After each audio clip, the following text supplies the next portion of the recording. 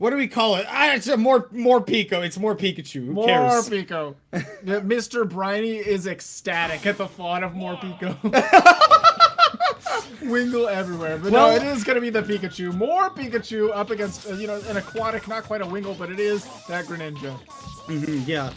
You would generic commentator joke about how electric is super effective against water.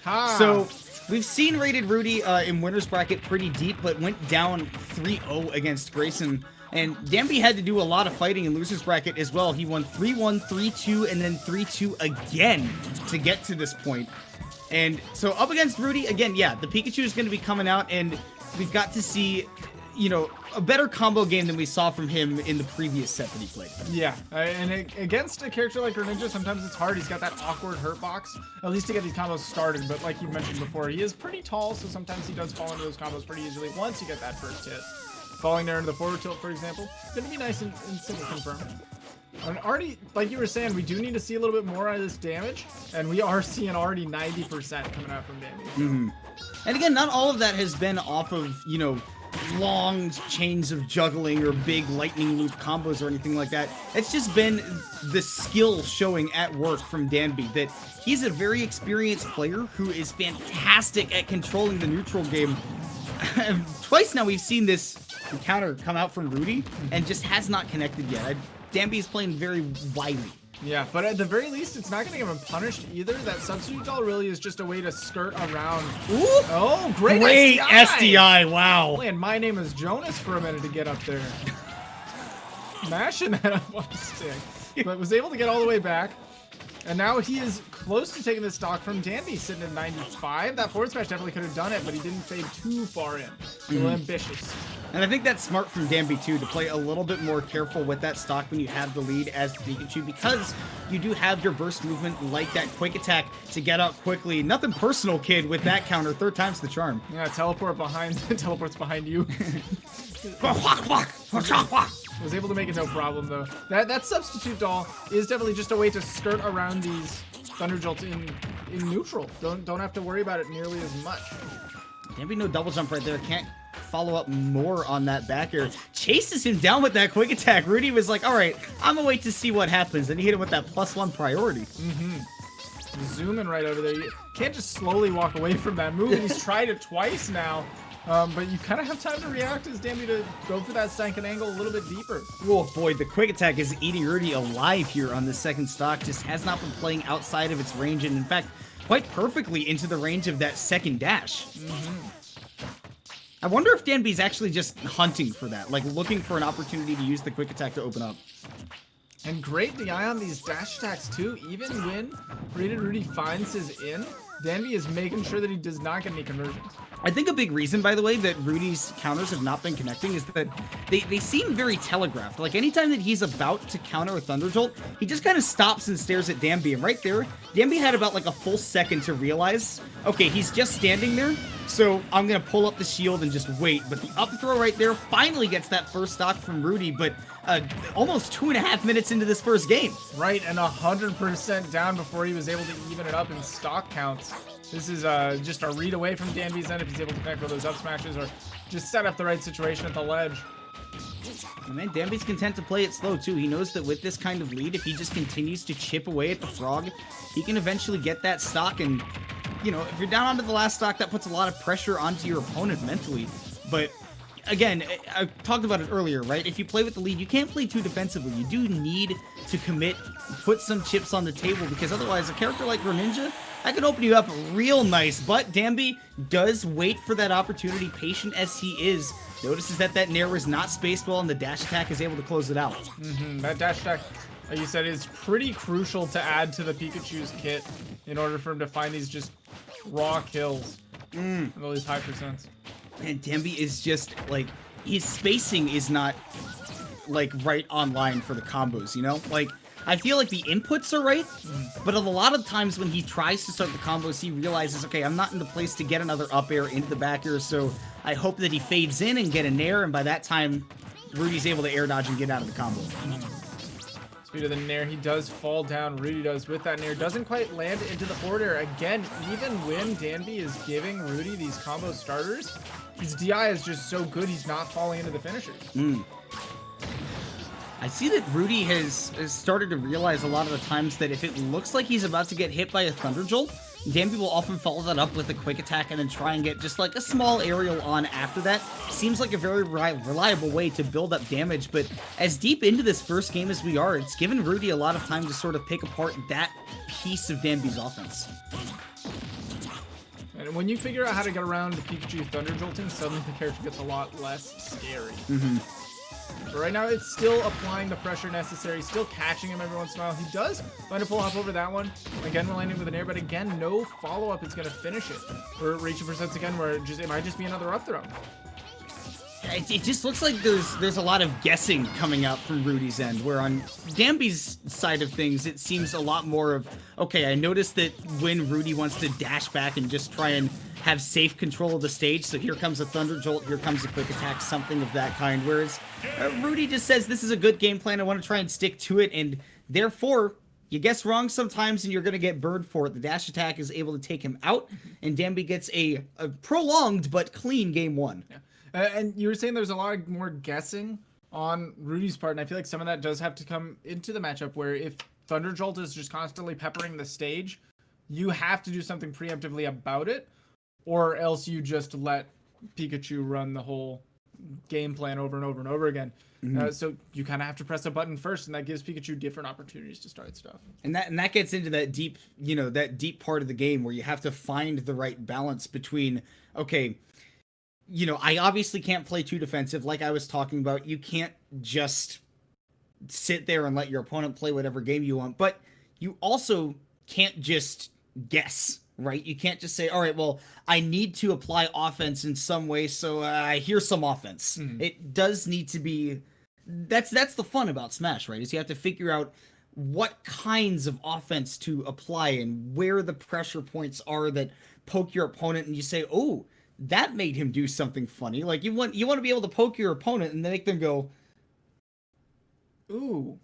I'm poking Ryan right now, and he's not working with me. Well, you can't see the visual gag. So. I know you can't, but I'm trying to at least process. People know what a radio play is. Ooh, that made him do something funny. Thank you. Yeah, and then continue to pressure from there. Something like Greninja, if he's able to down tilt a shield. What happens next? Do they jump out of shield? Do they panic and spot dodge, or do they just still hold it there? What do you do then? Boy, so we're on Final Destination, traditionally fantastic Greninja stage, but Pikachu is able to stay in the air a lot longer than Greninja is, despite, the fact that the frog got hops. 91% should show you why this stage is still good for Pikachu. Yeah, this is one of the best stages for Pikachu, but also one of the best stages for Greninja, so really, I wouldn't be surprised to see more flat stages come for both of these players, just throughout the set. We could play the whole set on this stage, and I don't think that either one would be unhappy. Yeah, so you were talking about how Greninja's hurt box is funny because it's very small, and that Thunder Jolt bounced perfectly over him. It was literally just like an arch of water. That is hilarious. Yeah. Greninja is, he stays low to the ground. He doesn't like to keep a high profile about him.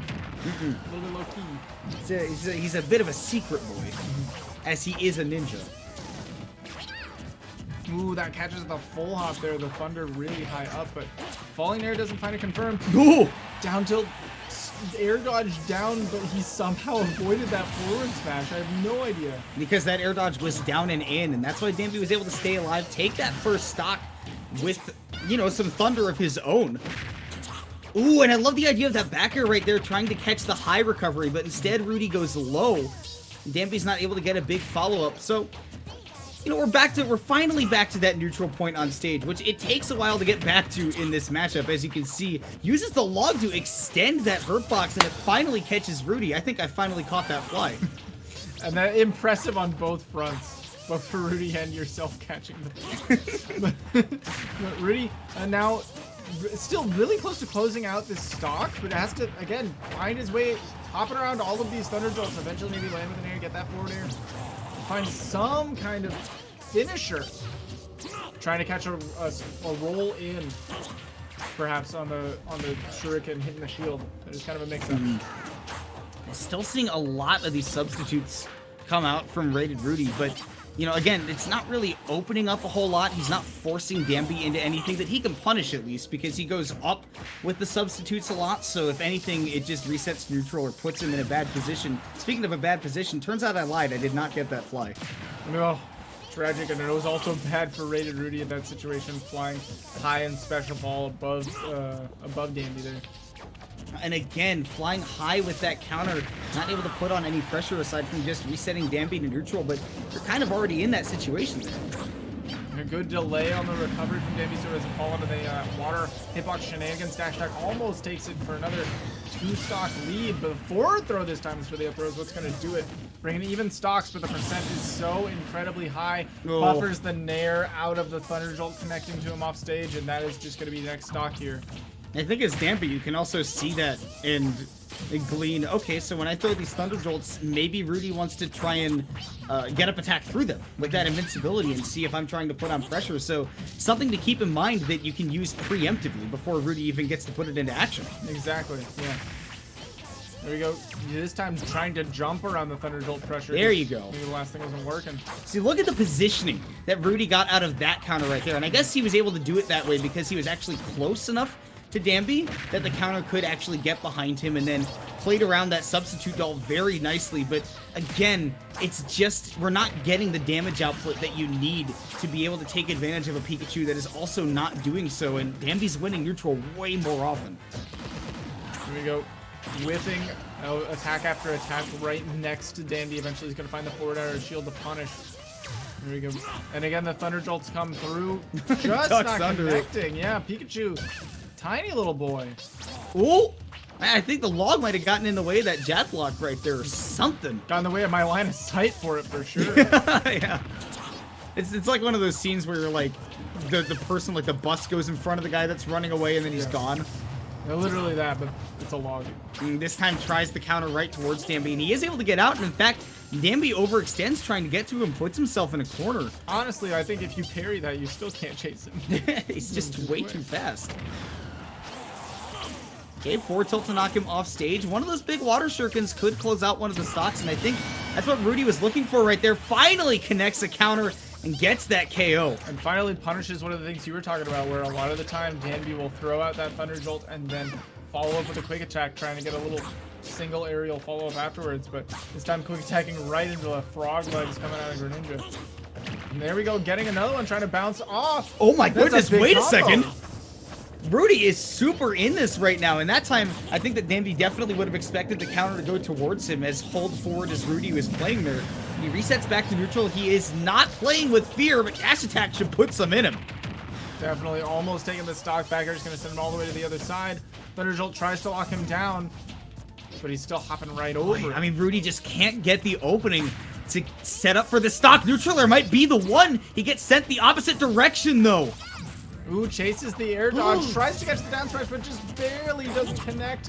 Rudy's able to get to the other side. Well, you can see Danbi starting to get really nervous right now. He doesn't have the confidence that he was playing with before.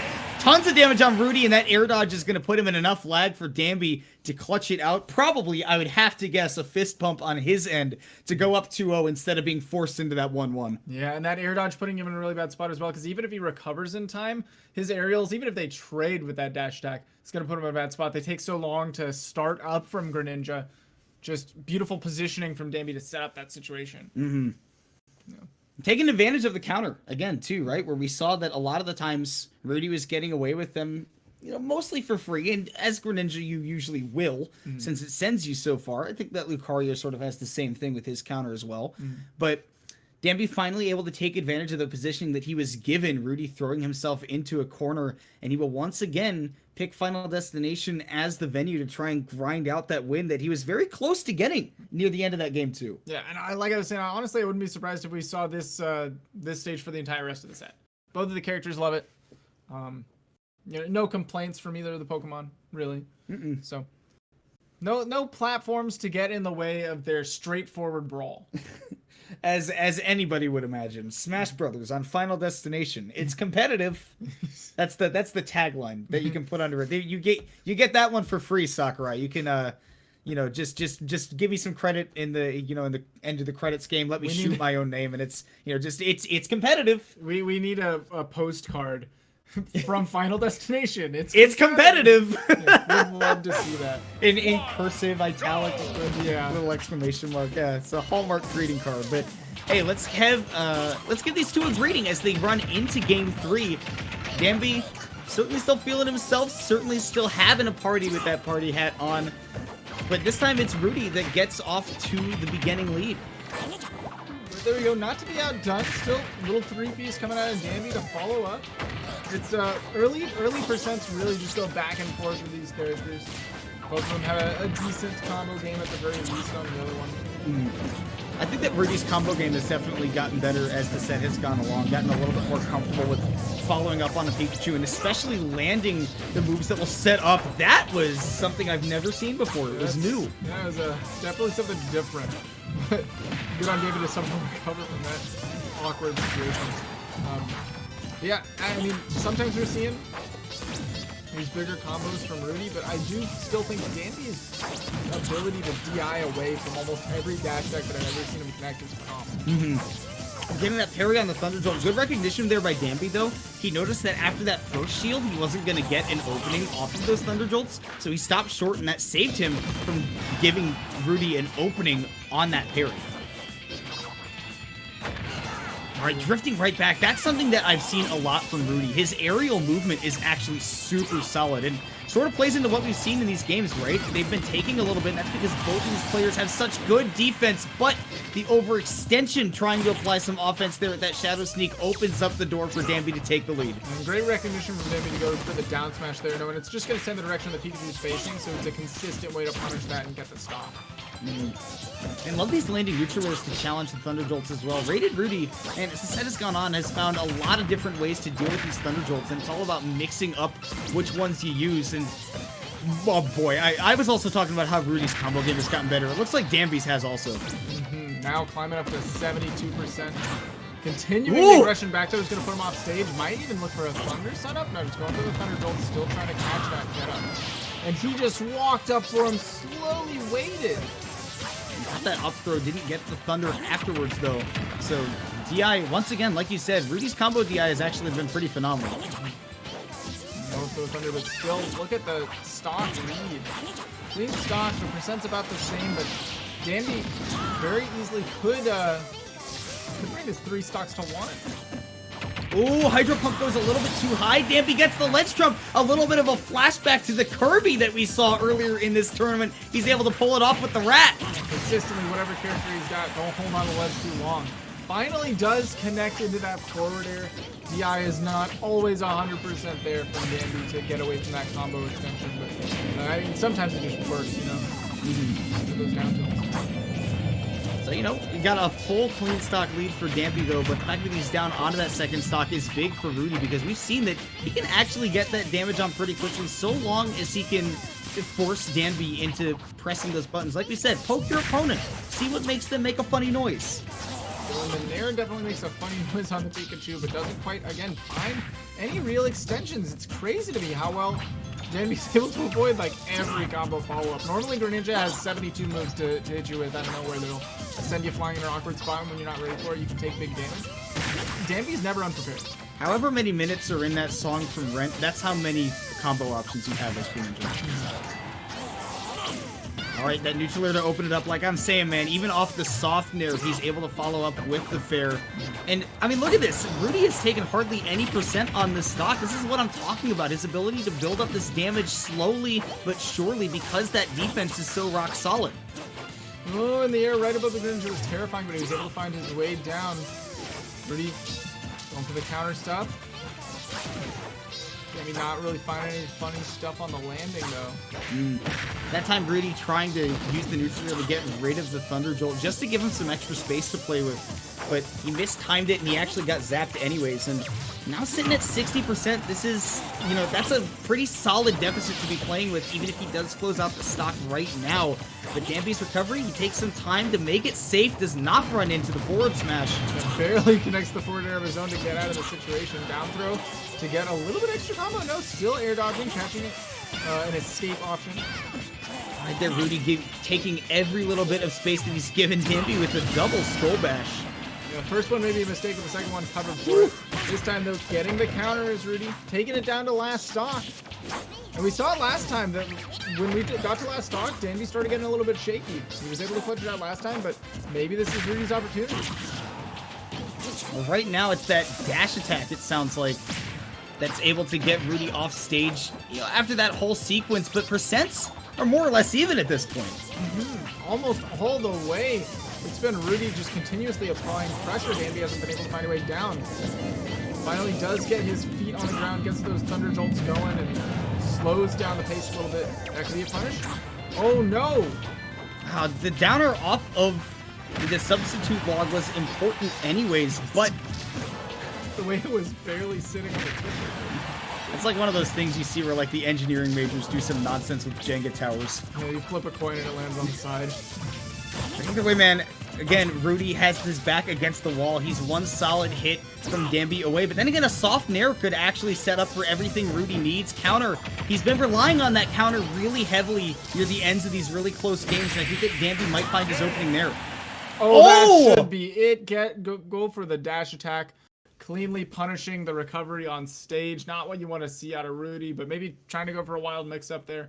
Unfortunately, doesn't go in his favor, but that's going to be 3-0 for Danbi. I feel like 3-0 really doesn't tell the whole story. It was a lot of last hit, scary situations, but, I mean, it kind of doesn't that Danbi was the one who was able to hold strong towards the end of it. He was the one that was in control of the whole game. I feel like there was never a point where I was watching and I said, man, RatedRudy is playing the way that he wants to right now. I feel like the whole time I was watching, I was like, I'm watching Danbi's version of Smash. Yeah. And I think that, like you're saying, yeah, that does show in the 3-0. And Danbi sticking with the Pikachu all three of those games is able to move on to loser semis.